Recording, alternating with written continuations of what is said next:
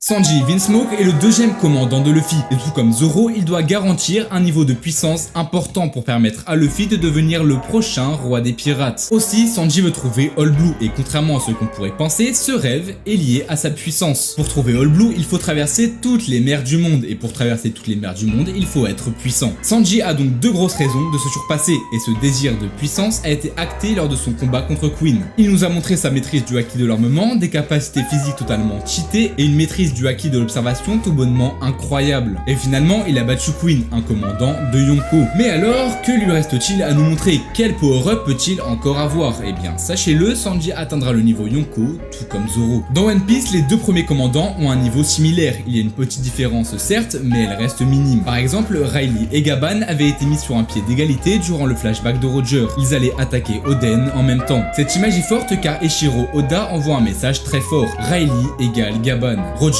est le roi des pirates, donc Riley et Gaban se doivent d'avoir le niveau Yonko. Et c'est exactement pareil pour Zoro et Sanji. Sanji atteindra le niveau de Gaban, c'est sa destinée. En plus, il est très jeune et il lui reste du temps pour progresser. Dites-vous qu'il a battu un commandant sans haki des rois offensifs, c'est incroyable. D'ailleurs, je vous le dis, Sanji va très bientôt maîtriser le haki des rois, car pour atteindre le niveau Yonko, il n'a pas le choix. Le haki des rois, c'est le minimum pour lui. Donc Sanji atteindra son niveau de puissance maximale en maîtrisant toutes les formes de haki et en utilisant des capacités physiques hors du commun. Résistance, vitesse, puissance, Sanji va atteindre le niveau Yonko d'ici peu de temps. Au moins, je vous aurais prévenu. Bon, on a déjà analysé la moitié des Mugiwara, et moi, je suis fatigué, mais j'annonce que si la vidéo fait 1500 likes, je fais une partie 2 avec les 5 Mugiwara restants. Tout est entre vos mains. En tout cas, vous aurez eu un petit aperçu de la puissance globale de l'équipage à la fin de One Piece. Et si vous avez kiffé la vidéo, mettez un petit commentaire de soutien, ça fait toujours plaisir. Sur ce, merci d'avoir regardé la vidéo jusqu'à la fin, et bisous.